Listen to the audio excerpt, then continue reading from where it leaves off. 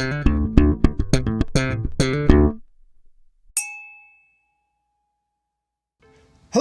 and welcome to another whiskey review with me, the Whiskey Novice. Thank you for joining me where I am swimming my way through a pool of distilleries that I have yet to review. Basically just distilleries that have been around. I thought if you're late to this sort of series of reviews that I'm doing, I thought I'd reviewed an awful lot more distilleries in Scotland than I had. Here's me making my way through them. And a lot of those distilleries are newer distilleries, so Lindores Abbey fits into that. So let's have a quick look at Lindores Abbey.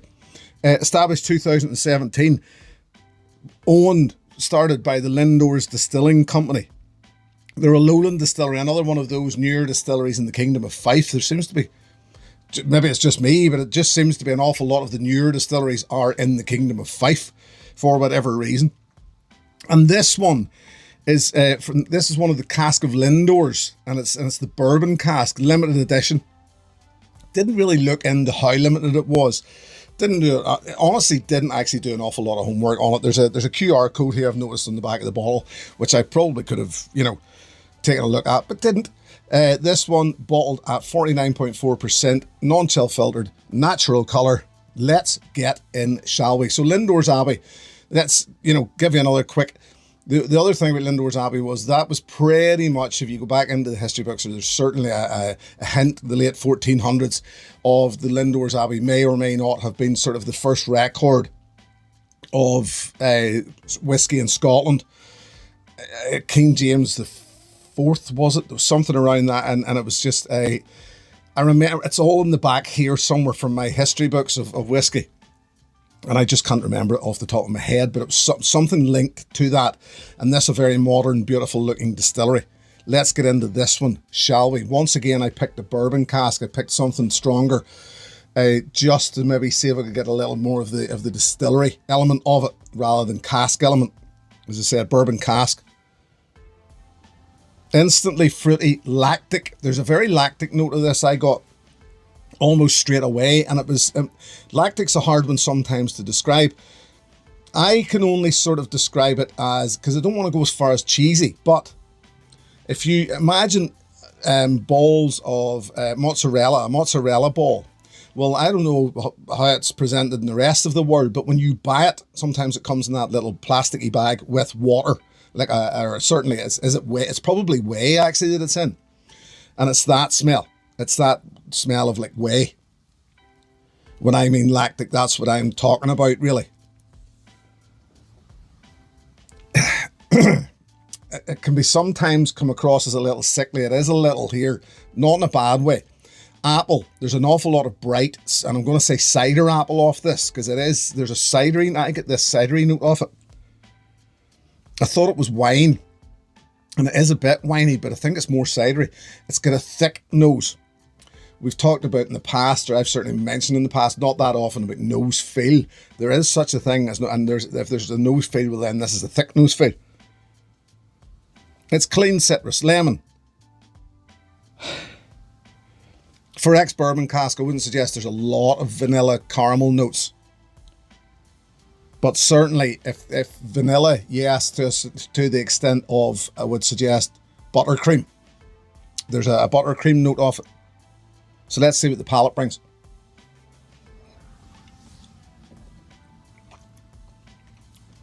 Bright, clean, fruity, sweet. Sweet and sour arrival. Yeah. Good, thick palate. All that lactic-y stuff's gone. It's all very fruity, citrusy, bright.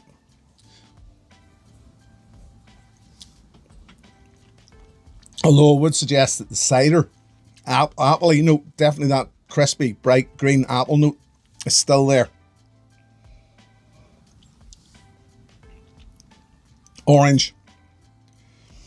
Very, very, for what will be a relatively young whiskey, very good, clean whiskey. Doesn't taste young by any means. Out of the newer guys, this has been a standout for me. I haven't had this bottle on the go that long, and I found it very hard to leave it alone. I keep going back to it. It's just very Moorish. It's a good, clean whiskey. I would have sort of believed it was, if you'd have told me it was a Highland whiskey, I wouldn't have questioned it, because it's got that sort of it's got a bolder note. And yet again, I know that the regional thing of whiskey doesn't necessarily mean a whole lot anymore. Certainly doesn't to me. But it's a good, clean whiskey.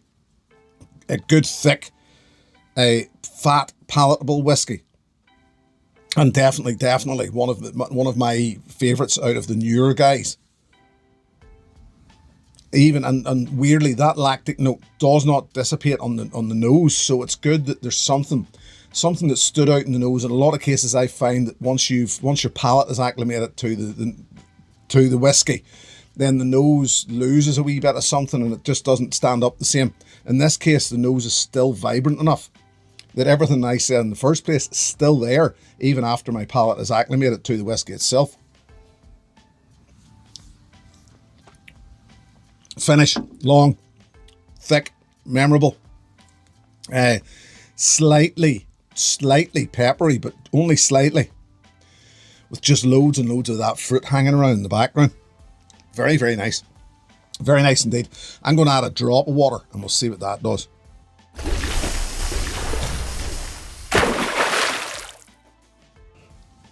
So I've added a drop of water, I've given it a little time.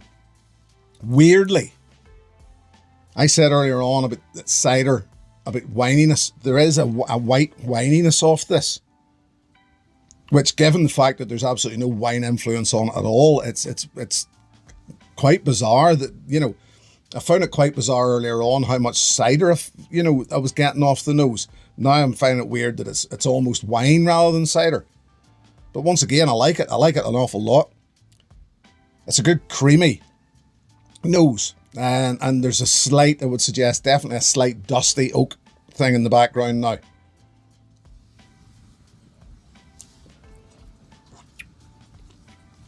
And yes, drop of water. The caramel notes tend to come out a little more.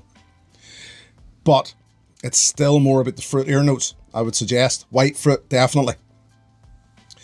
White grape, green apple.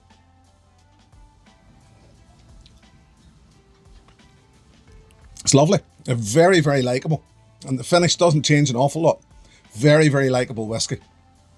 This was around about, I think it's around, you'll see it around 50 to 60 pounds a bottle. Non-age stated, yes. But honestly, it's worth every penny in my opinion.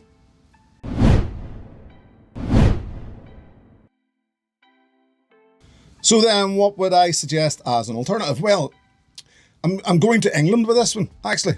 And I did feel around a little. I'm going to go with this, the Cotswolds single malt, the pretty much entry-level Cotswolds. I struggled a little to find something, and even in my palate, even something to my memory that I sort of thought around this sort of thing. And the Cotswolds, I remember it being clean. I remember it being, having a lot of that white fruit going on. So that's why I went that way. Given the two here in this case, I'll take the Lindores all day long.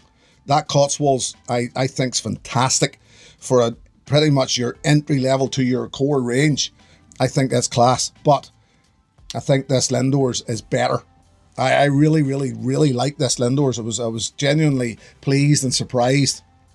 I don't know why, because at the end of the day, I think it was probably because it had a few of the newer guys and they just, I thought, felt a bit samey and a bit dull, just, I suppose, and young, and whereas this feels established. This feels, and I know this is just basically a snapshot of Lindores, but it's urging me already to want to dive further into Lindores and what they've got. So yes, Cotswolds single malt, a good alternative, but I'll take the Lindores. But yeah, give the Cotswolds a go as well. There you go, I'll leave it at that. And I'm going to say thank you very much for joining me, as always. Thank you very, very much to my patrons. Should anybody wish to join that group and show the channel a little more support, the details are in the video description below. I'll be back the next time. I hope you can join me. Until then, look after yourselves. Here's to your good health. Cheers. Hey, thanks for watching my video. Please click and subscribe to be notified of further content.